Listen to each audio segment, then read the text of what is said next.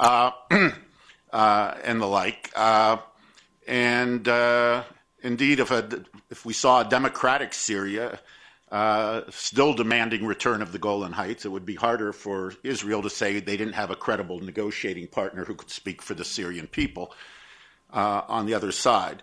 But I don't think this country can afford to allow public opinion to believe that we are going to do whatever it takes to get Bashar out. We have, if you've been watching the stock market lately, in our treasury bonds, you may see that we have some other problems right now. Oh, I'll just mention one other thing. This idea of a mini Alawite state, I don't see that happening. I agree there would be great irony for the Lebanese if after the Syrian regime said, and never will we allow a statelet in Lebanon, Christian or otherwise, that the Alawis would try to set up their own state. But, how are you going to keep them down on the farm after they've seen Paris? They've been down in the big cities. They've accumulated some, they're not going back to those mountains. Thank you, Ted. Okay, we've got a question from the gentleman in the corner. Gentleman over here second. Hi, my name is Mike McVicker. I'm with SAIC. Today, the AP ran a story about Hezbollah and its shrinking image due to its alleged collusion with the Syrian regime in its crackdown. If you could just comment on that, is Hezbollah actually involved in this in some way, or is it just speculation or hubris?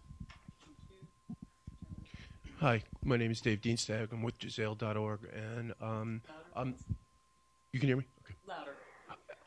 I'm kind of curious. I keep hearing people talking about these movements being nonviolent, and I'm seeing bullets going all over the place. And the news feeds are showing people shooting on both sides. And I'm wondering what the utility of a nonviolent movement in Syria right now is, and what the limitations of it are, what the beginnings and the endings of it are, because I'm very confused by the term. Last question. In the back.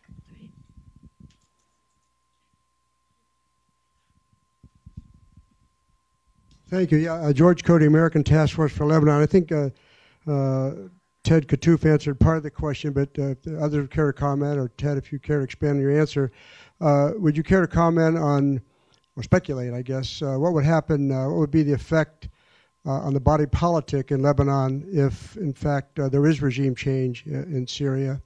And secondly, the interview that Bashar al-Assad had with the Wall Street Journal, would any of you care to comment on how he, unless it was intentional, misread, if I'm to say the least, the political climate in Syria, thinking that everything was okay and hunky-dory, and when in fact it was not?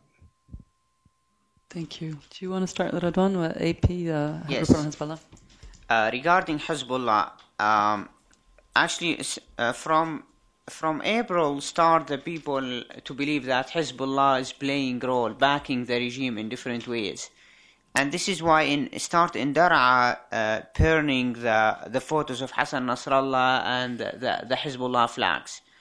But later on, actually, when the unfold situation, basically in Jisr Shaghur and other, we start hearing from witnesses on the ground, specifically the snipers, who actually, because the high number of casualties of the Syrian people who killed by snipers. Yesterday they killed one of my friends, Man al-Audat, by sniper in Dar'a. They are only 50 protesters in funeral of one of their friends. It's not large number, and they have direct instructions from the leadership of the security forces to kill. This is why we start talking about the quota. They have everyday quota to kill 20. There is such coordination in all over the country, not to exceed the quota, not less the quota, because they know exactly the only tactic by actually cracking down the protests by killings. When they stop the killings, they have 5 to 6 million on the ground. They know that by sure. And this is why they continue the killings with we actually, even that I'm Syrian and I have been in all the security, interrogated by security officers, but I don't expect such kind of high level of killings every day.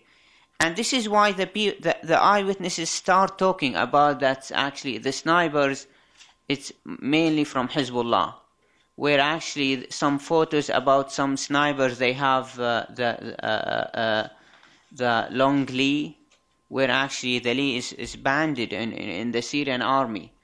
But we need more actually investigation about this issue. But I mean, there is some credible stories by some eyewitnesses on the ground that those people are not security because they are not professional snipers. The second issue about the non-violence. Actually, the Syrians choose the non-violence not because they've been trained on the Jean Char books or all of these great books. Simply because, as a Gandhi himself, the only way actually to tackle the regime by non-violence. Because two things. They know that if they start violence, the response by the regime will be so harsh. And they know exactly of the story of the 80s of Hama, where actually 25,000 have been killed. And by the way, after 30 years, we're still talking about estimate number. Nobody knows exactly how many people have been killed in Hama.